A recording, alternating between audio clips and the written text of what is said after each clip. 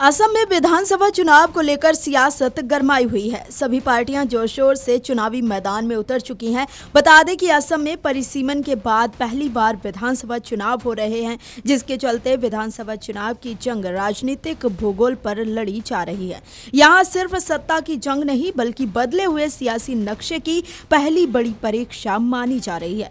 राज्य की 126 सीटों का गणित नए सिरे से लिखा गया है, जहां सीमाएं बदली हैं, मतदाता बदले हैं और साथ ही जीत हार के पुराने समीकरण भी बिखर गए हैं। बता दें कि 40 से अधिक सीटों का पूरा गुणागणित ही बदल दिया गया है। ऐसे में ये चुनाव तय करेगा कि बदली जमीन पर किसकी राजनीति सबसे ज्यादा असरदार साबित होती है। यहाँ हर सीट नई कहानी कह रही है और हर नतीजा भविष्य की दिशा तय करेगा। यही वजह है कि राज्य में सत्ताधारी भाजपा ने अपने पुराने चेहरों पर भरोसा जताया है, तो नए प्रयोगों से बदले सियासी समीकरणों को साधने की भी कोशिश की गई है।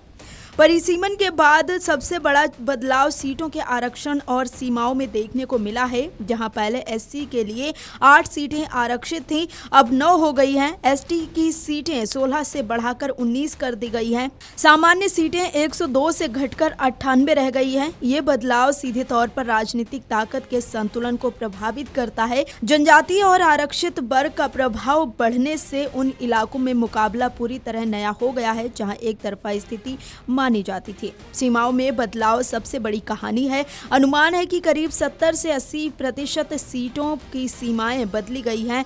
कई सीटों पर नए इलाके जोड़ने और अलग करने से मतदाताओं का सामाजिक और धार्मिक संतुलन बदल गया, जिसका असर सभी प्रमुख दलों के वोट बैंक पर पड़ा है। अगर पिछले चुनाव की बात करें तो 2021 के विधानसभा चुनाव में भाजपा और उसके सहयोगियों ने 75 सीटों के साथ बहुमत हासिल किया था, जबकि कांग्रेस गठबंधन को 50 सीटें मिली थी। लेकिन परिसीमन के बाद राजनीतिक विश्लेषकों का मानना है कि करीब 40 से 45 सीटों पर मुकाबले का स्वरूप बदल सकता है। इनमें से 20 से अधिक सीटें ऐसी हैं जहां परिणाम पूरी तरह नए समीकरणों पर निर्भर करेंगे।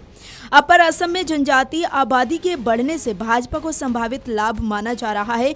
वहीं लोअर असम में बदले धार्मिक और जातीय संतुलन से कांग्रेस को कुछ क्षेत्रों में मजबूती मिल सकती है। बराक घाटी में बदलाव सीमित है, लेकिन यहाँ भी कुछ सीटों पर नई प्रतिस्पर्धा उभर रही है। सबसे अहम बदलाव सुरक्षित सीट की अवधारणा में आया है। कई सीटें ऐसी हैं जो पहले किसी एक दल का गढ़ मानी जाती थी, अब पूरी तरह खुली हो गई है। इस पर उम्मीदवार की व्यक्तिगत पकड़ और स्थानीय समीकरण पहले से ज्यादा महत्वपूर्ण हो गए हैं।